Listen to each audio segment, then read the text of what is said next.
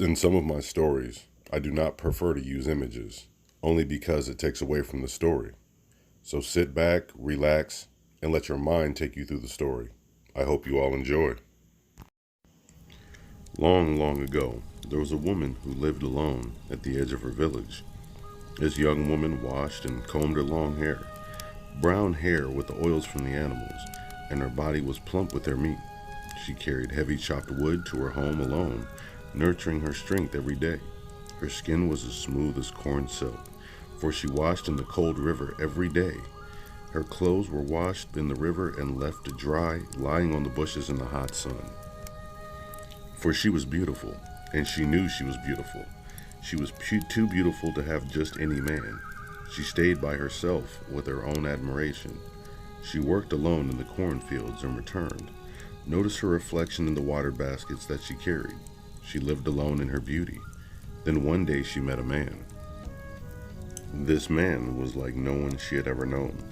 His strength shone in his deep, piercing, brown-black eyes. This man had followed her from the river back to her home. His long black hair blew behind him as he walked beside her. He took the water baskets from her in his hands. His sleek, muscular body ripped as he walked beside her. His power echoed with every stride that he took. The feathers tied in his hair lifted with each step, and his voice echoed through the air as if he had spoke. "Maiden, let me help you with your water carrying. Let me invite you to my home to meet my family."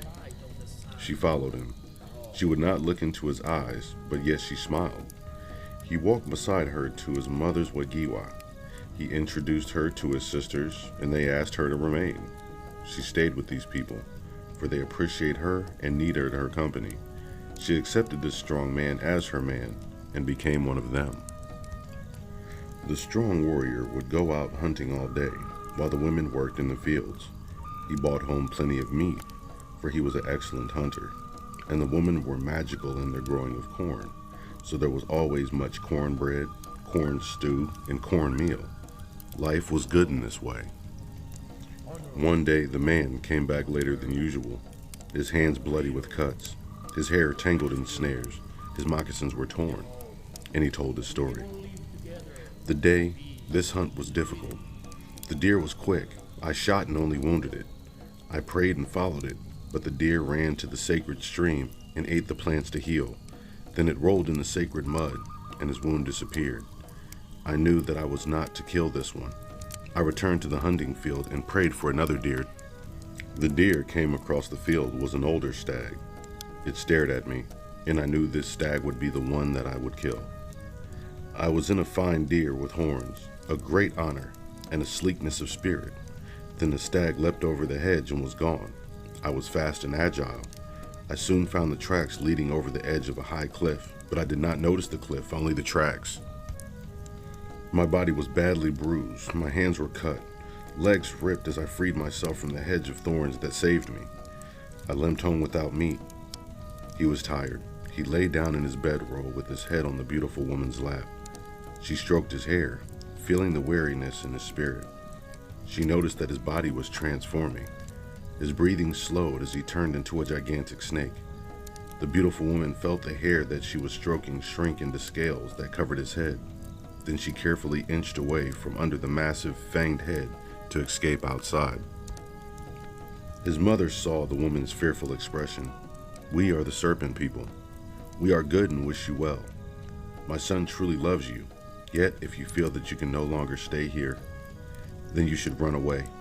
But go quickly. If my son wakes and knows that you have run from him, he will try to find you and bring you back. So run and go quickly, and don't look back." The beautiful woman ran. Her legs moved quickly at first, and then she thought about her good man and his kindness, his abilities. She slowed, and her mind argued with her heart. She sat down to rest. She was tired and decided to close her eyes and pray. She had a dream. She dreamt her pride was what brought her into the problem, and that her wisdom would take her home. But she awakened to a thunderstorm.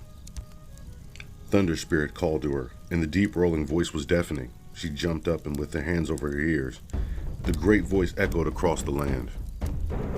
"Run, run, run. The snake man is behind you. He shall catch you. The beautiful woman ran with the fear of her soul pounding in her head. She heard the terrible rustling. She let her legs move across the mountain, and soon she came to a lake near her home. There, standing around the lake, were 3 handsome men. The tallest put out his hand, telling her to stop. He lifted his long spear at the serpent and threw it, and pierced the snake. All at once, a roaring black cloud surrounded the 3 men. The tallest spear thrower was a Thunder Man.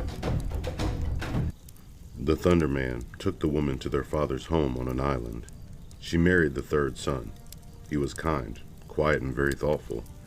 She gave birth to a son. The boy grew strong and used his thunder well.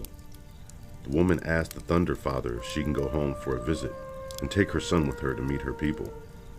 Thunder told her that she could, but the son was never to use arrows. Anytime the son would use an arrow, it would turn into lightning and destroy people, and the woman had agreed. At first, their life was well. Thunder Boy was quiet and stayed close to his mother. The other children stayed away from him, for they did not know him. Then they began to jeer at him and laugh at him, saying he did not know how to use a bow or arrow. This made the Thunder Boy very angry. He took the bow and arrow and shot wide. It hit some trees and started a terrible fire. His grandfather swooped down, making rain, putting out the fire, and carried the boy into the sky, where he was unable to hurt men. The woman stayed with her people. She lives alone and works with the other women now. Her beauty is no longer of interest to her. She warns others to look into the heart for beauty, because for the day the serpent was pierced, her heart was pierced also. And this was the beginning of why the Thunder tribe and the Serpent tribes do not like each other to this day.